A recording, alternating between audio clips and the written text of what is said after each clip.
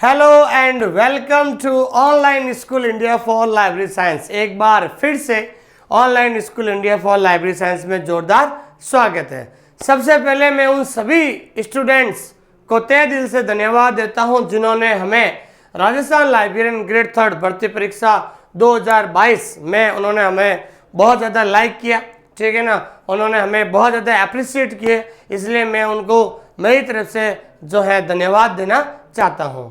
देखिए दोस्तों, आज हम जो हैं YouTube के अंदर जो है YouTube के ऊपर आज जो हम आगे की प्लानिंग करके लिए आगे की प्लानिंग जो है की है आप लोगों के लिए, मैं आप इस क्लास के माध्यम से बताना चाहता हूं कि आगे आपके पास और कौन सा ऑप्शन है।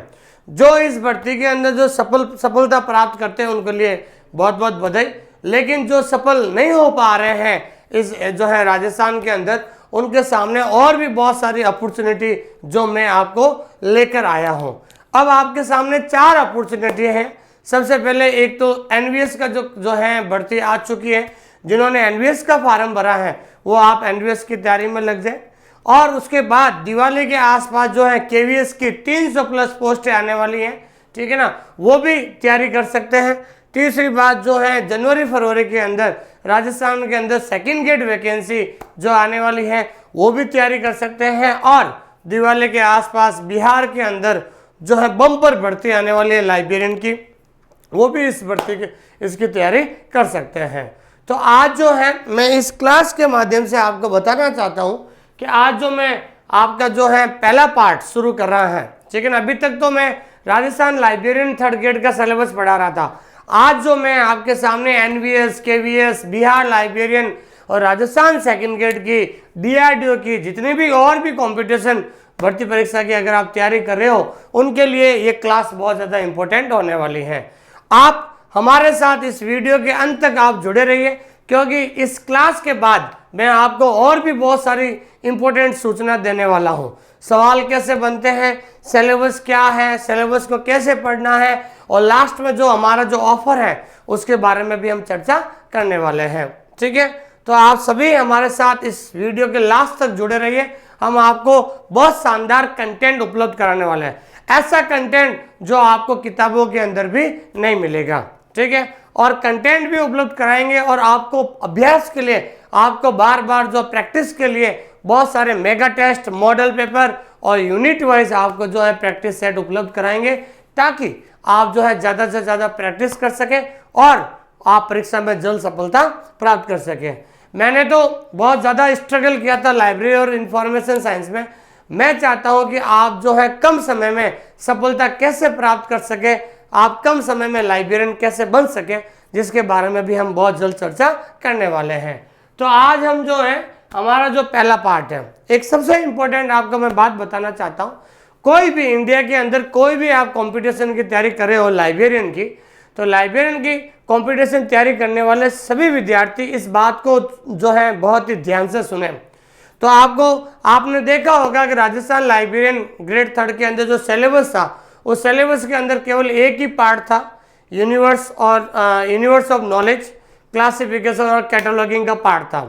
लेकिन सिलेबस तो उन्होंने दे दिया था, जो केवीएस और एनवीएस का जो सेकंड पार्ट होता है वो एज इट कॉपी करके Rajasthan 3rd grade librarian syllabus में डाल दिया गया था। लेकिन आपने देखा था कि सिलेबस तो उन्होंने दिया था, लेकिन आउट ऑफ सिलेबस भी बहुत सारे क्वेश्चन आ चुके थे। आउट ऑफ सिलेबस का मतलब उन्होंने फाउंडेशन ऑफ लाइब्रेरी साइंस का भी क्वेश्चन डाल दिए, मैनेजमेंट का भी डाल दिए, रेफरेंस सर्विस का भी डाल दिए और कंप्यूटर के भी डाल दिए। अब इससे ये सिद्ध होता है कि सिलेबस कोई फिक्स नहीं होता है स्टेट गवर्नमेंट में। इसलिए मैं आपको फिर से कह रहा हूँ, आने वाली राजस्थान सेकंड ग्रेड भर्ती के लिए, केवीएस के लिए, बिहार के लिए और एनवीएस के लिए, जो केवीएस और एनवीएस का जो सिलेबस होता है उस सिलेबस को आप विस्तार से एक बार पढ़ लीजिए। उस सिलेबस को विस्तार से पढ़ने के बाद ऑल ओवर इंडिया कोई भी कंपटीशन एग्जाम होता है, चाहे डीआरडीओ हो, चाहे एम्स हो, चाहे डीएसएसबी हो, कोई भी एग्जाम होता है, अगर वो सिलेबस अगर आप ईमानदारी से और अच्छी तरह से तैयार कर लेते हो तो उसके बाद आप इंडिया के अंदर कहीं भी कोई भी राज्य में, कोई भी सेंट्रल जॉब में अगर वो कंपटीशन देते हो, आप जो है आराम से उसमें सिलेक्शन हो जाओगे।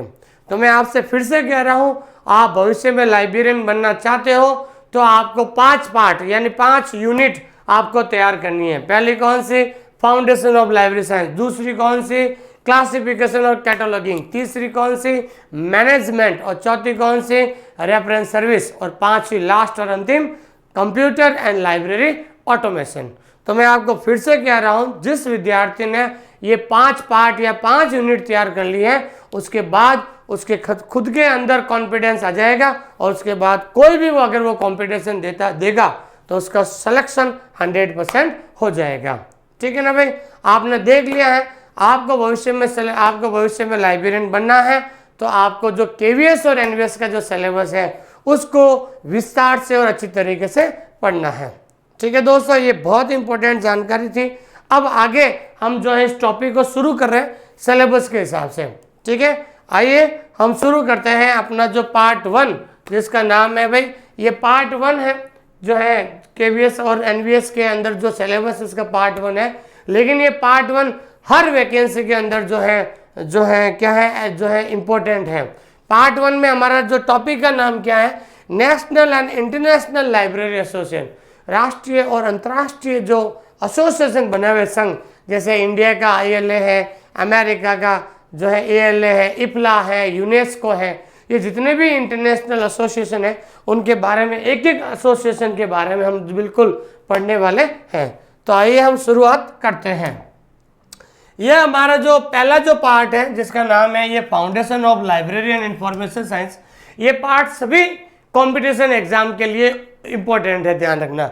इसके अंदर जो है ये यूनिट पार्ट है केवीएस के अंदर जो है, लेकिन ये पार्ट 1 जो है सभी एग्जाम के लिए इम्पोर्टेंट है, जिसके अंदर हम पढ़ रहे हैं अभी सबसे पहले नेशनल और इंटरनेशनल लाइब्रेरी एसोसिएशन, जिसमें पहला है FID, दूसरा है IPLA, तीसरा है LA, चौथा है ILA, पांचवा है ALA और छठा है ISLIC। ये जो 6 अलग अलग एसोसिएशन है, इन 6 को हम अलग अलग तरीके से पढ़ेंगे। देखो, सबसे पहले ध्यान रखना, हम जो ये सिलेबस लेकर आए, ये जो सबसे पहले जो है हम नेशनल और इंटरनेशनल लाइब्रेरी एसोसिएशन सबसे पहले पढ़ रहे हैं। क्यों पहले पढ़ रहे हैं? क्योंकि जो ये 6 पार्ट है, 6 पार्ट में से ये 6 एसोसिएशन है, FID है, IPLA है, LA है, ILA है, ALA है, ISLIC है, ये 6 एसोसिएशन है। हर एक एसोसिएशन में से एक एक क्वेश्चन जरूर परीक्षा में पूछा जाता है। एक क्वेश्चन FID का आएगा, एक क्वेश्चन IPLA का आएगा, एक क्वेश्चन LA का आता है, एक क्वेश्चन ILA, एक क्वेश्चन ALA, ISLIC। हर एक एसोसिएशन में से इनमें से एक एक क्वेश्चन परीक्षा में जरूर पूछा जाता है। कोई भी कंपटीशन का पेपर उठा के देख लो आप, और इन एसोसिएशन में से चाहे नेशनल हो चाहे इंटरनेशनल लाइब्रेरी एसोसिएशन है, इन हर एसोसिएशन में से जो है एक क्वेश्चन परीक्षा में जरूर पूछा जाता है। आजकल स्टूडेंट क्या होता है, और कभी भी वो जो है सिलेबस के हिसाब से नहीं पढ़ते हैं। मैं आपको फिर से कह रहा हूँ, 90% जो बच्चे हैं वो कभी भी सिलेबस को एनालिसिस नहीं करते हैं, इसलिए कहीं ना कहीं वो लास्ट में परीक्षा में जो है वो चूक जाते हैं, उनका लास्ट में जो है सिलेक्शन नहीं हो पाता है। इसलिए मैं आपका दोस्त सुमेर सिंह कचावा आज आपको फिर से जो है लाइब्रेरियन बनाने के लिए आया हूँ। जैसा जैसा मैं कह रहा हूँ वैसा वैसा जो आप करते जाइए, और अगले 3 से 4 महीने के बाद आपके अंदर खुद के अंदर एक आत्मविश्वास जाग जाएगा कि yes I can do it, कि हाँ मैं अब लाइब्रेरियन बन सकता हूँ। ऐसा कॉन्फिडेंस मैं आपको दिलाने वाला हूँ अगले 3 और 4 महीने के अंदर। मैं आपको स्पष्ट करना चाहता हूँ, आप सोच रहे हो कि 1 या 2 महीने में पढ़कर मैं लाइब्रेरियन बन जाऊंगा, ऐसा पॉसिबल नहीं है भाइयों। लाइब्रेरियन बनने के लिए 2 चीज़ें आपको करनी पड़ेगी। मैं आपको ये बिल्कुल सच और एक सत्य बात बताना चाहता हूँ। पहली चीज़, जो चीज़ें मैं पढ़ा रहा हूँ आपको, जो चीज़ें पढ़ा रहा हूँ, एक बार आप उसको हैंड रिटन नोट्स बनाकर लिख लीजिए। आप सबसे इंपॉर्टेंट बात है, अगर वास्तव में अगर आपको 3 से 4 महीने में आपको लाइब्रेरियन बनना है, सिलेक्शन चाहिए, एक आदत ये डाल दे, जो मैंने पढ़ा रहा हूँ उसका एक बार आप नोट्स बनाकर उसको लिख लीजिए। ठीक है, एक बार तो लिखना है, जीवन में कोई बार बार थोड़ी लिखना है आपको। ठीक है, एक बार आप नोट्स बनाकर उसको लिख लीजिए। दूसरी बात, जब आप नोट्स बना लेते हो रजिस्टर के अंदर, उसके बाद उसका रिवीजन करने के बाद जो मेरे ऐप के अंदर आपको 50 मेगा टेस्ट, ठीक है ना, सुन लीजिए इधर, 50 मेगा टेस्ट या जिससे हम मॉडल पेपर भी कह सकते हैं, वो आपको जल्द ऐप के अंदर उपलब्ध करा देंगे। और जो है जैसे ही आपने जिस यूनिट का रिवीजन कर दिया है, उस यूनिट के जो है आप जो ऐप के अंदर जाकर टेस्ट सीरीज जरूर दीजिए। जितने ज़्यादा टेस्ट सीरीज दोगे उतने ज़्यादा आपको क्या है क्वेश्चन आंसर याद होंगे। ये दो बातें मैंने बताई हैं, इसको आपको दिमाग में बैठा लीजिए अगर आपको लाइब्रेरियन बनना है, ठीक है ना भाई। कौन सी दो चीज़ें फिर से कह रहा हूँ, एक बार हैंड रिटन नोट्स बना लीजिए, उन नोट्स का रिवीजन कीजिए और ऐप में जाकर ऑनलाइन टेस्ट दीजिए। आप रिवीजन कीजिए और टेस्ट दीजिए। अगर ये दो तरीके अगर आपने अपना लिए तो आप अगले 4 से 5 महीने के अंदर अगर कोई भी वैकेंसी आती है और आप उसके अंदर अप्लाई करते हो तो आपका सिलेक्शन 100% हो जाएगा। रही बात कंटेंट की, मैं आपको कंटेंट इतना अच्छा उपलब्ध करवा रहा हूँ जो ऐसा कंटेंट जो आपको किताबों के अंदर भी नहीं मिलेगा, ये मैं आपको विश्वास दिलाता हूँ। और इतना विश्वास तो आपने मुझे आपने जो है राजस्थान लाइब्रेरियन भर्ती परीक्षा में किया है। अब आने वाली और जो वैकेंसीज है उसके लिए जो मेरा कंटेंट है आपके लिए बहुत ज़्यादा इंपॉर्टेंट रोल प्ले करेगा। ठीक है दोस्तों, सबसे पहले जो हम ये जो हमारा जो टॉपिक है foundation of library and information science, पुस्तकालय और सूचना विज्ञान का आधार है। ये जो टॉपिक है हर कंपटीशन में आता है, चाहे आप DRDO की तैयारी करो, चाहे आप NVS की, चाहे आप KVS की, चाहे राजस्थान सेकंड ग्रेड की, ये जो है सबसे इंपॉर्टेंट है। और अभी भी आया था राजस्थान लाइब्रेरियन थर्ड ग्रेड के अंदर, ये टॉपिक नहीं था सिलेबस में राजस्थान में, फिर भी ये जो है क्वेश्चन आ गए थे जिसे आप आउट ऑफ सिलेबस कहते हैं। तो इसलिए आपने राजस्थान लाइब्रेरियन भर्ती परीक्षा जो एग्जाम हुआ था 11 सितंबर को, वहाँ से आपने एक ही चीज़ सीखी है कि अगर आपको लाइब्रेरियन बनना है तो कम से कम आपको 3 से 4 महीने आपको पढ़ाई करनी होगी। ठीक है दोस्तों, तो शुरू करते हैं अपन आज का जो पहला जो है नेशनल और इंटरनेशनल लाइब्रेरी एसोसिएशन में। सबसे पहले हम पढ़ने जा रहे हैं ALA। कौन सा पढ़ने जा रहे हैं भाई? ALA पढ़ने जा रहे हैं। ALA की फुल फॉर्म होती है अमेरिकन लाइब्रेरी एसोसिएशन। और इस बार मैंने कुछ नया किया है आपके लिए, हर टॉपिक के बाद में जो है ऑब्जेक्टिव क्वेश्चन करूंगा ताकि आपको पता चले इस टॉपिक में से क्वेश्चन कितने इंपॉर्टेंट क्वेश्चन कैसे बनते हैं।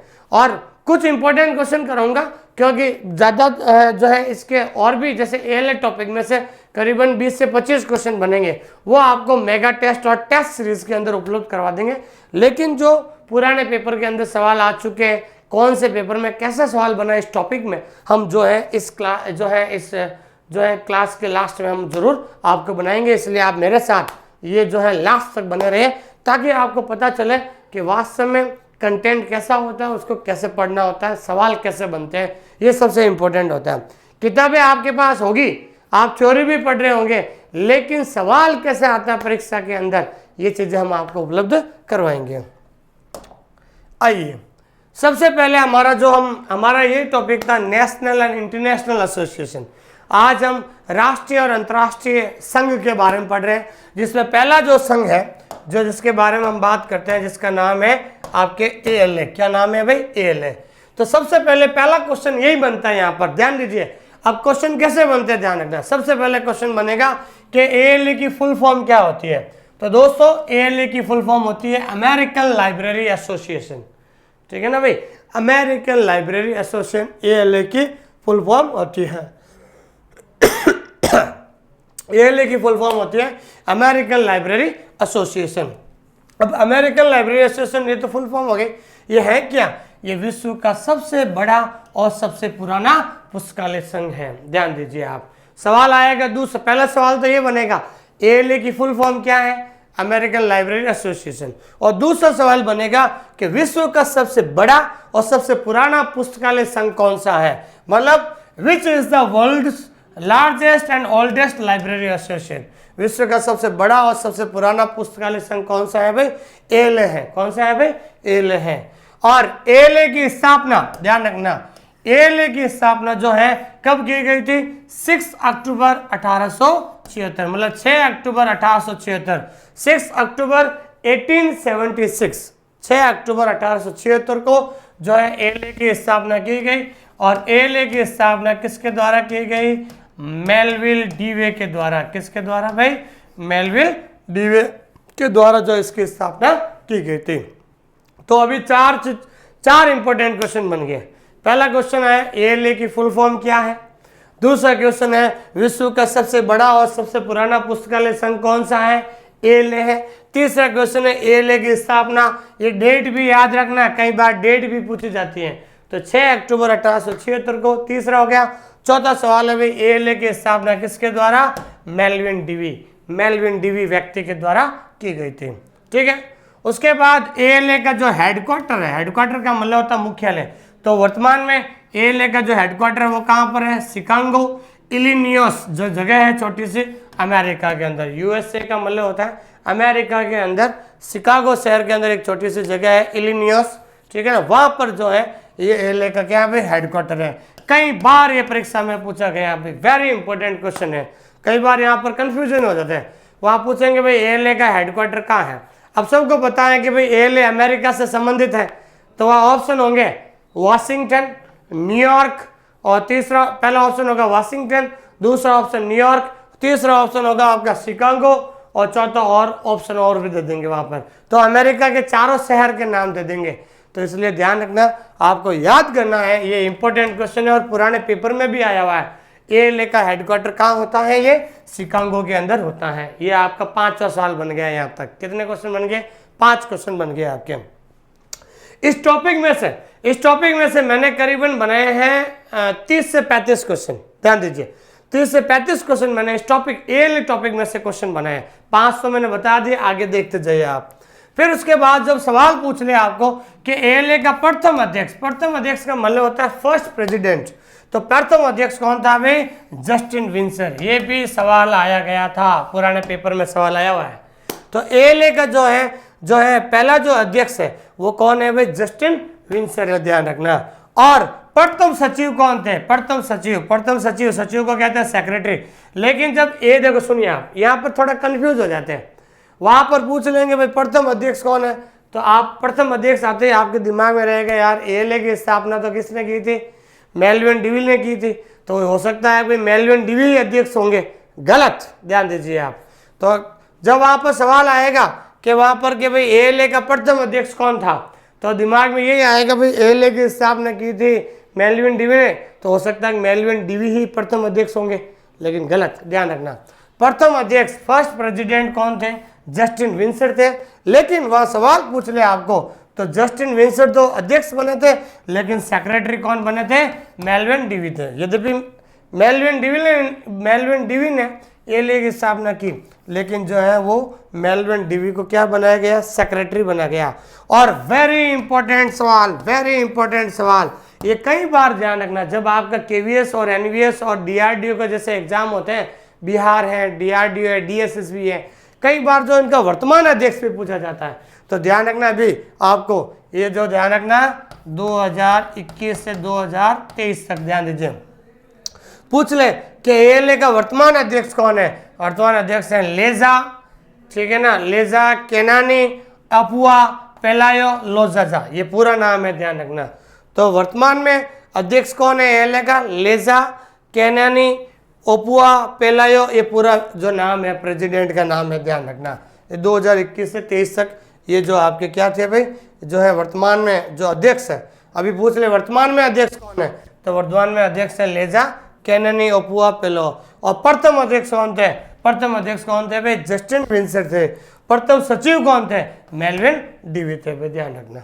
ये वेरी इंपॉर्टेंट क्वेश्चन है। अभी मैंने सिर्फ आपको एक पेज पढ़ाया है और इसमें करीबन 7 से 8 क्वेश्चंस बन गए इंपॉर्टेंट, ध्यान दीजिए आप, ठीक है।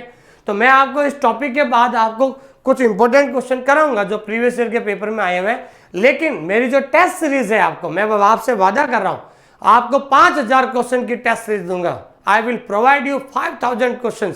मैं आपको 5000 क्वेश्चन की टेस्ट सीरीज आपको उपलब्ध कराऊंगा।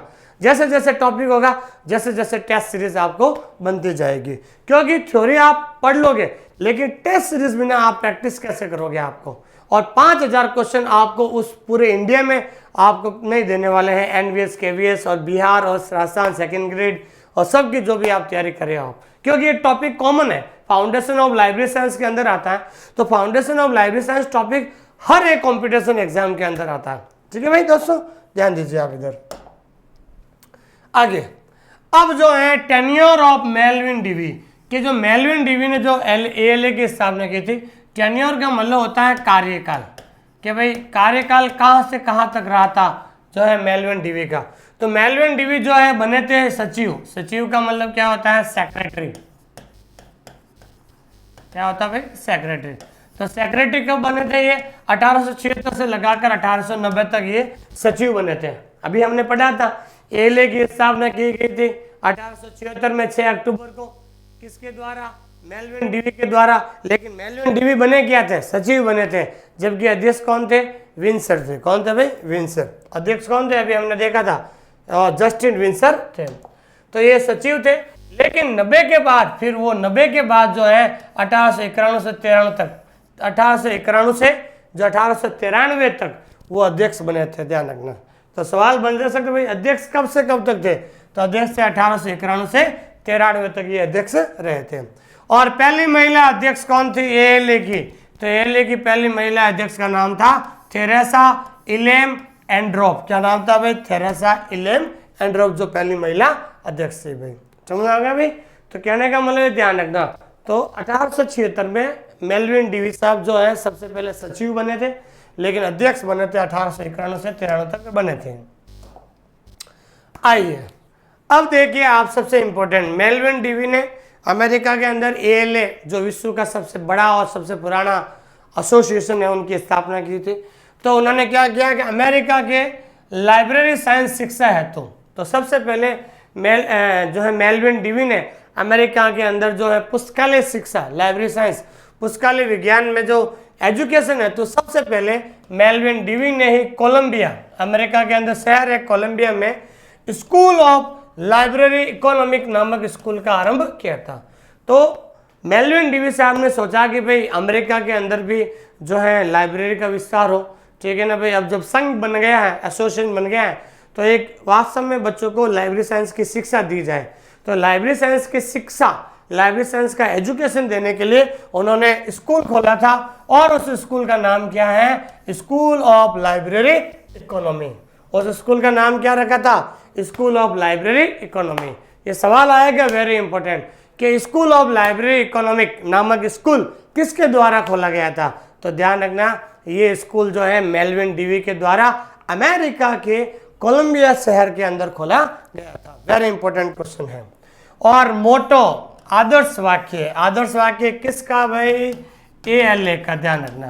तो सवाल आएगा भाई एएलए का जो है मोटो क्या है, एएलए का आदर्श वाक्य क्या है, ठीक है ना भाई। तो एएलए का आदर्श वाक्य क्या? वेरी इंपॉर्टेंट क्वेश्चन है भाई। तो एएलए का आदर्श क्या है?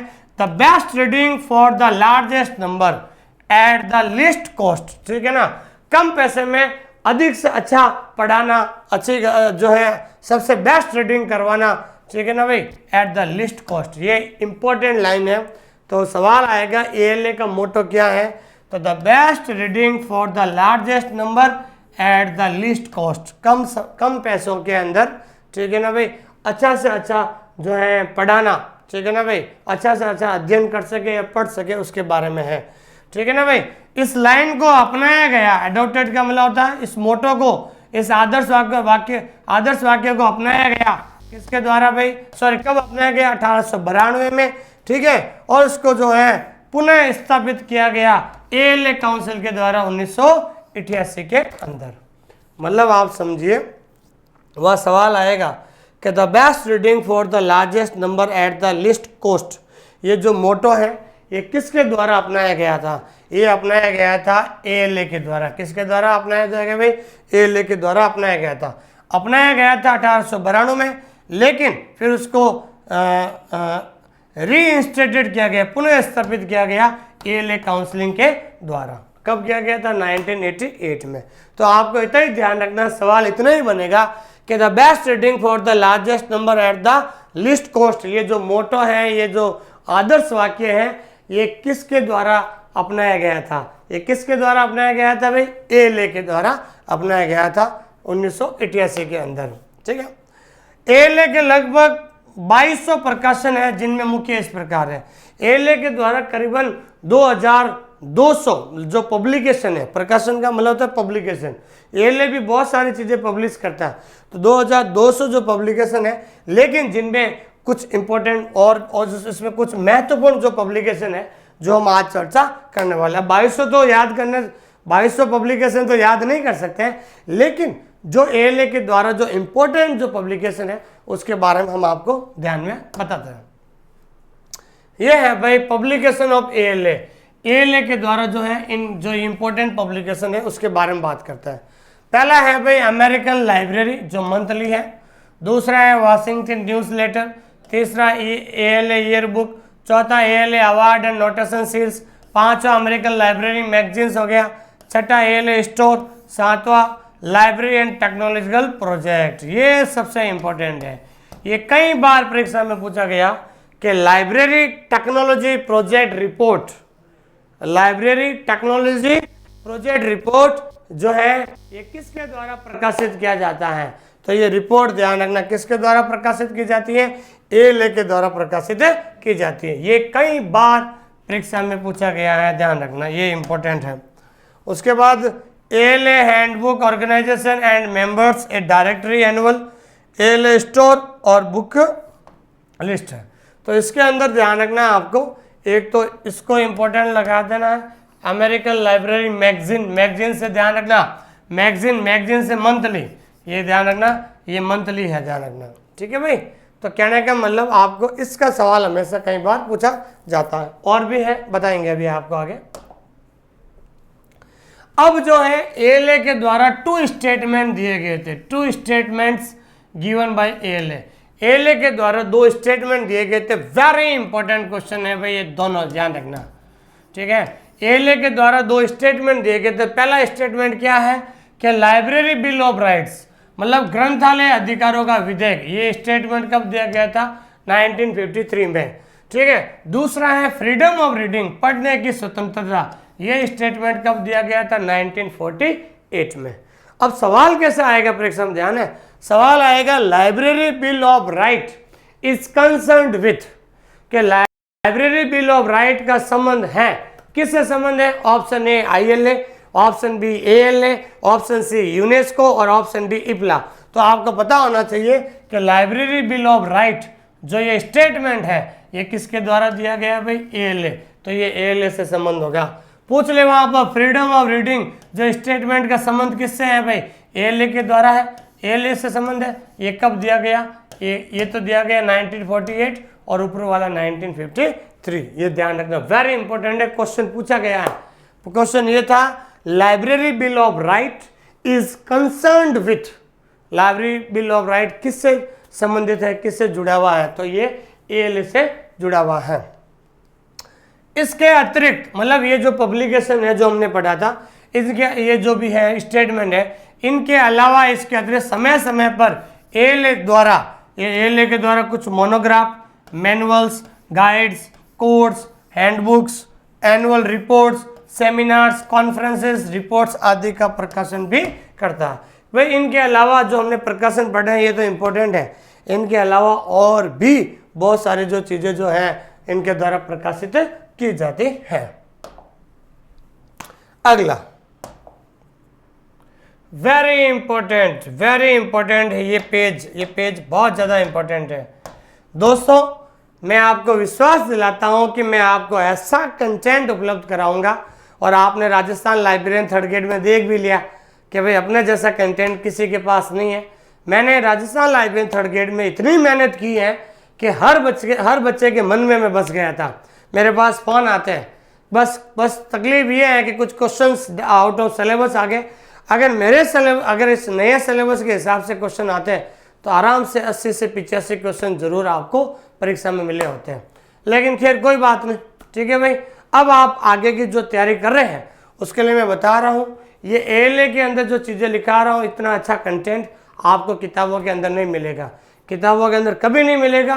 और इस ALA जो टॉपिक है इससे मैंने करीबन 30 से 35 क्वेश्चन ऑब्जेक्टिव बनाए हैं जो आपको जल्द ऐप के अंदर मिल जाएंगे।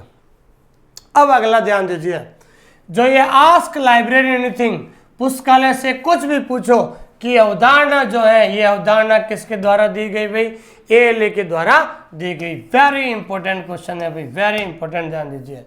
तो ये आस्क लाइब्रेरी जो एनीथिंग है, पुस्तकालय से कुछ भी पूछो, ये कॉन्सेप्ट किसके द्वारा दिया गया है, ALA के द्वारा। वेरी इंपॉर्टेंट क्वेश्चन है। सवाल आएगा भाई, the concept of the concept of ask library anything was given by, ये कॉन्सेप्ट दिया गया था किसके द्वारा भाई, ALA के द्वारा।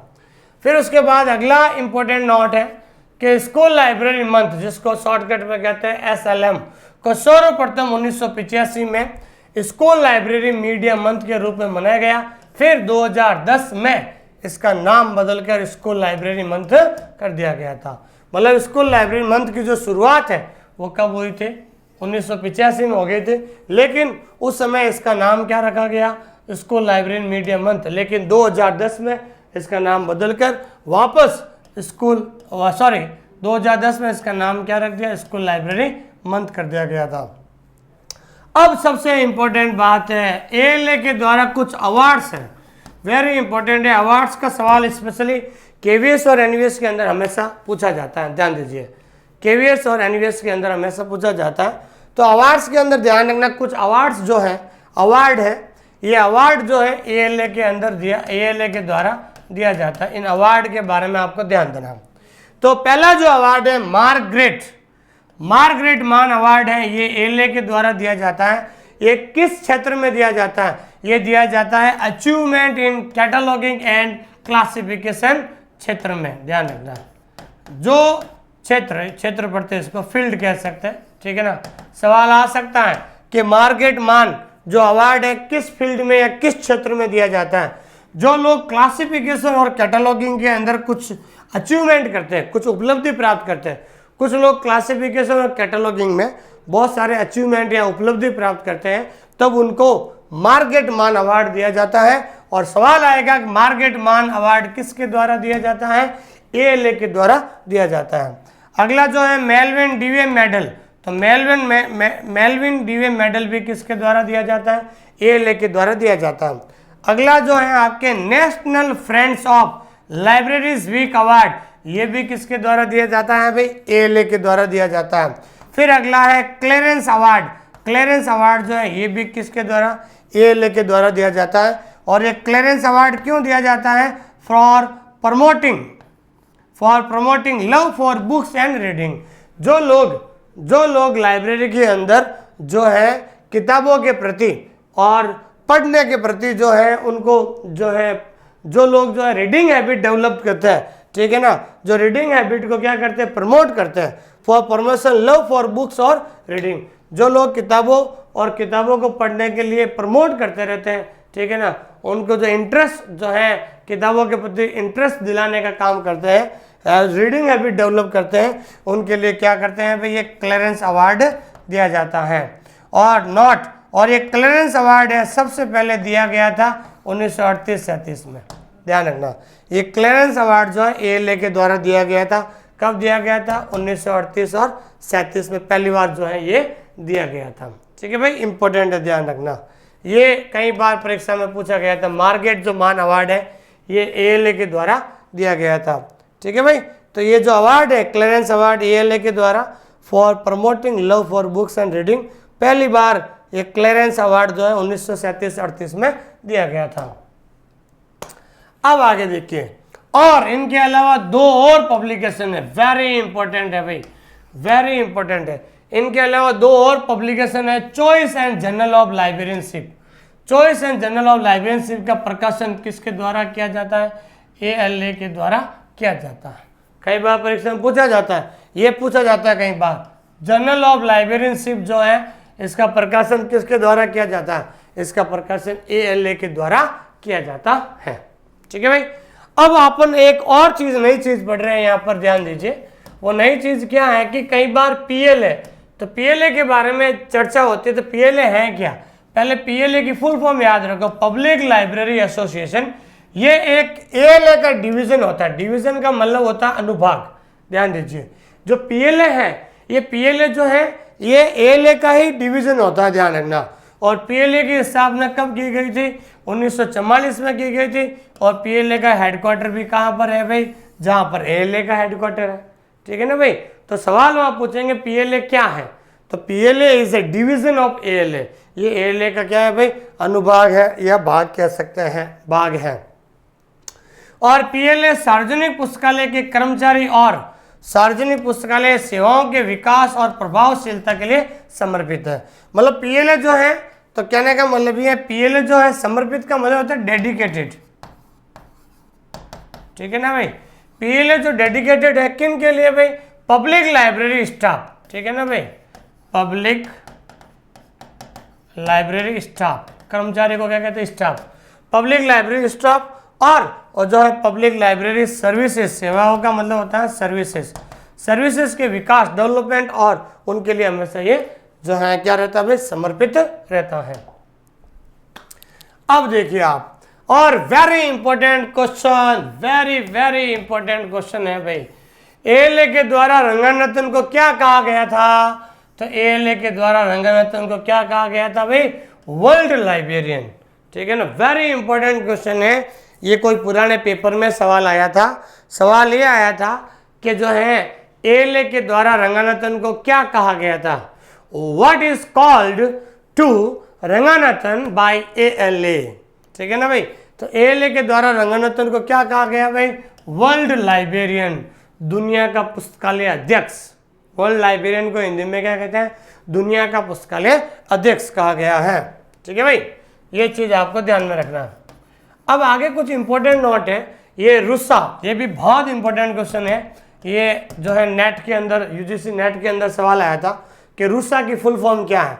तो रूसा की फुल फॉर्म है reference and user services association, reference and user services, जो रेफरेंस एंड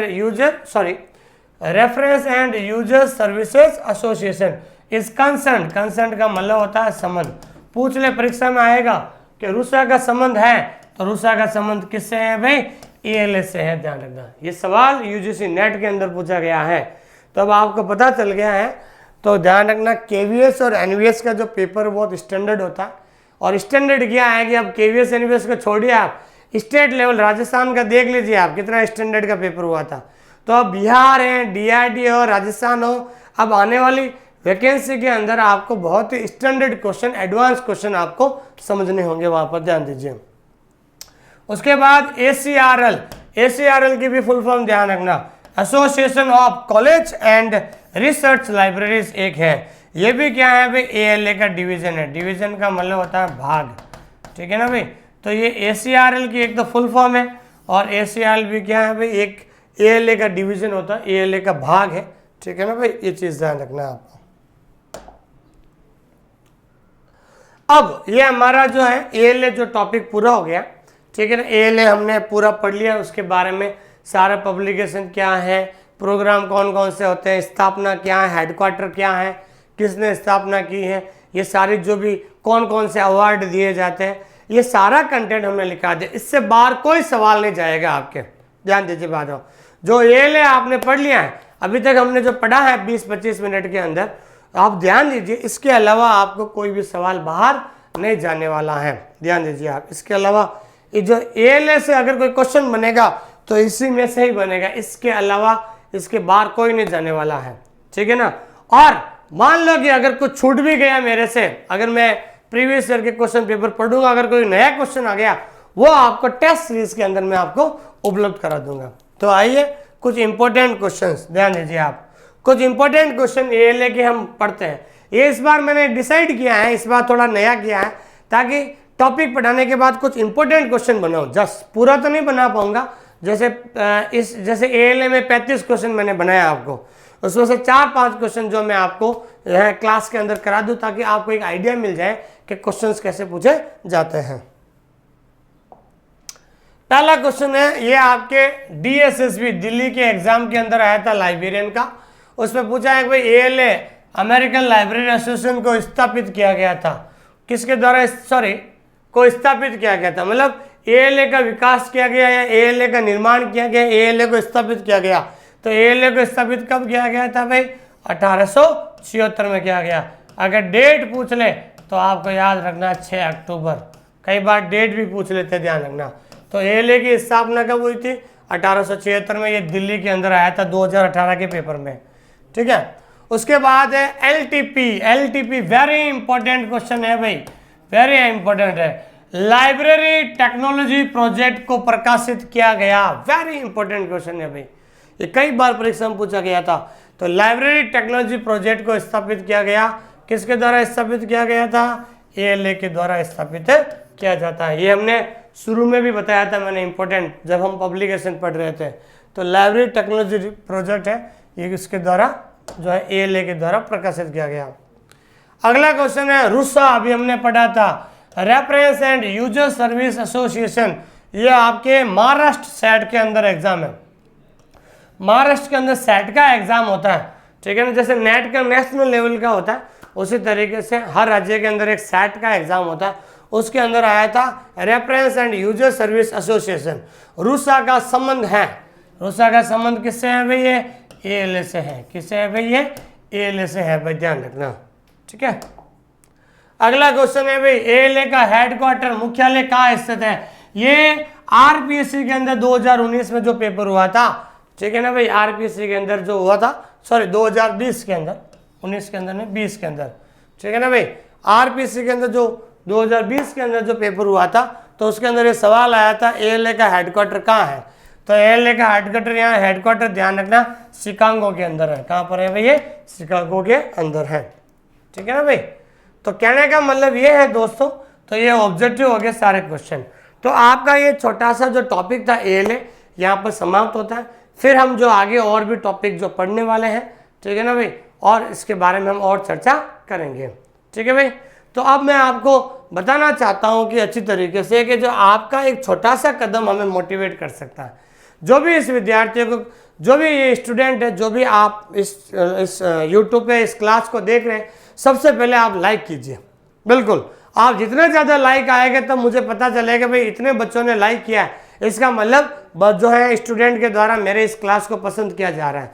जो भी आप इस वीडियो को देख रहे हैं, सबसे पहले आप जरूर लाइक कीजिए आप, क्योंकि आपका जो लाइक करने का जो आप केवल लाइक करने में सिर्फ आपको 1 सेकंड भी नहीं लगता, लेकिन जब लाइक 1000 से 500 1000 जाते हैं तो मुझे भी बहुत ज़्यादा गर्व महसूस होता है कि भाई आपके द्वारा इस क्लास को जो है पसंद किया जा रहा है, और मुझे अपने आप पे गर्व होता है कि कहीं ना कहीं मैं जो स्टूडेंट को अच्छा कंटेंट उपलब्ध करा रहा हूँ, और ये मुझे इस बात की बहुत ज़्यादा खुशी होती है।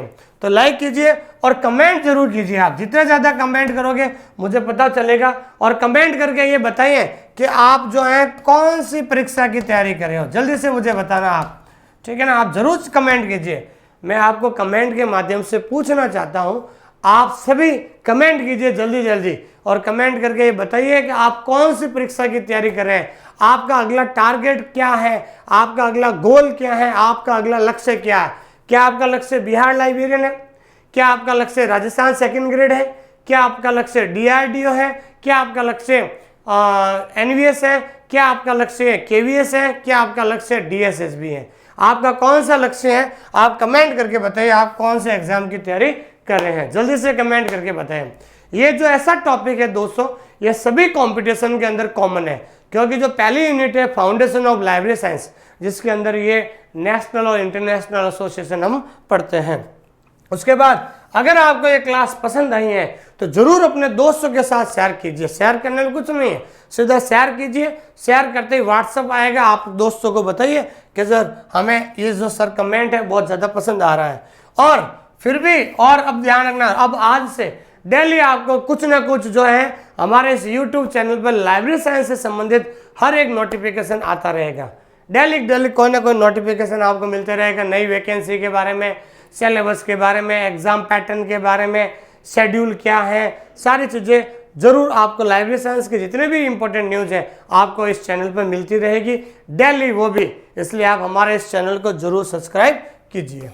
ठीक है दोस्तों, तो जरूर कमेंट करके बताइए आप कौन से परीक्षा की तैयारी करें, क्योंकि आपका जो लाइक और कमेंट, आपका जो लाइक है ये कहीं ना कहीं एक छोटा सा कदम हमें मोटिवेट करता है, और ज़्यादा लाइक कमेंट आप आने से मैं खुद अपने आप पे गर्व महसूस करता हूँ कि आपके द्वारा ये क्लास बहुत ज़्यादा पसंद की जा रही है। तो मैं जल्द आपको कोई ना कोई अच्छा टॉपिक जो है जरूर इस यूट्यूब पर लाने वाला हूँ।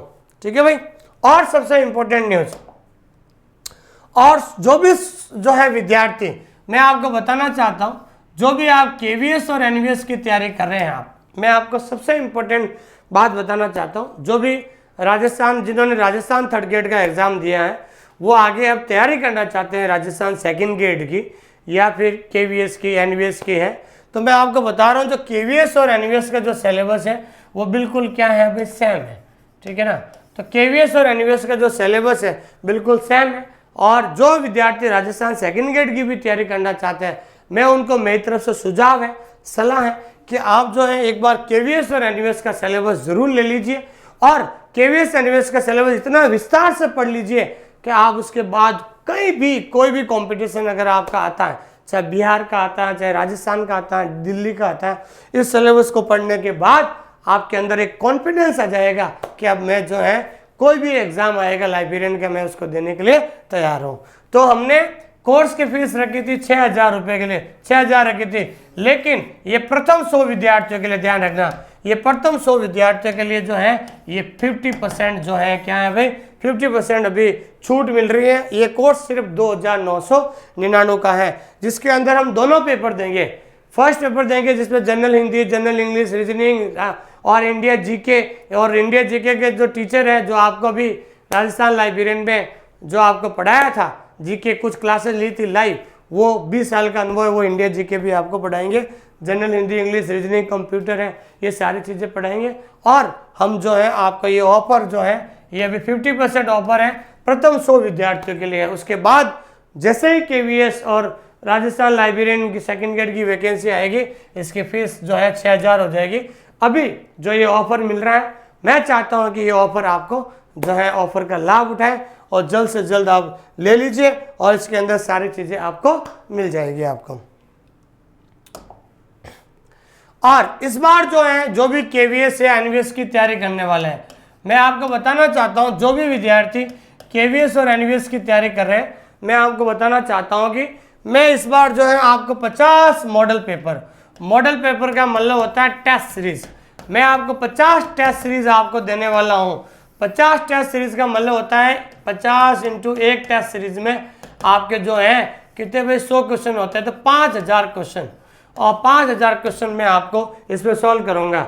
जिस तरीके से राजस्थान लाइब्रेरियन भर्ती परीक्षा मैंने 10 मेगा टेस्ट आपको दिए थे, उसी तरीके से केवीएस और एनवीएस की तैयारी करने वाले विद्यार्थियों के लिए मैं 50 मेगा टेस्ट, 50 मॉडल पेपर, जिसमें 5,000 से अधिक क्वेश्चन जो है आपको ऑनलाइन टेस्ट सीरीज के अंदर उपलब्ध करा रहा हूँ।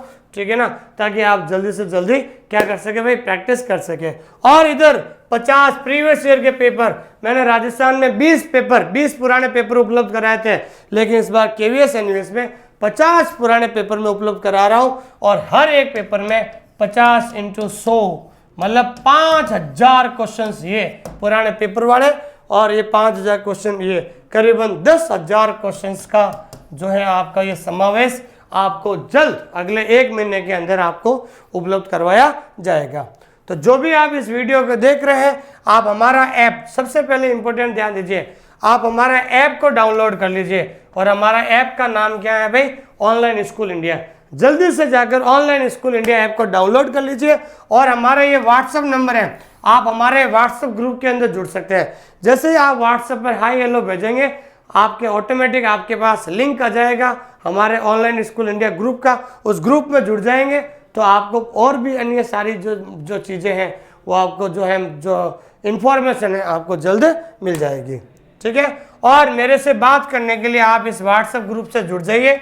और 2 बजे के बाद मैं कभी भी आपसे, अगर आप मुझसे बात करना चाहते हो, दोपहर के 2 बजे के बाद आप मेरे से बात कर सकते हैं। और व्हाट्सएप ग्रुप जुड़ने के लिए आप ज़रूर हमारे ऐप को डाउनलोड कर लीजिए। हमारे ऐप का नाम है ऑनलाइन स्कूल इंडिया। और हमारे ऑनलाइन स्कूल इंडिया का एक लोगो है, एक बात है, एक स्टेटमेंट है कि पढ़े उनसे जो खुद चयनित हो।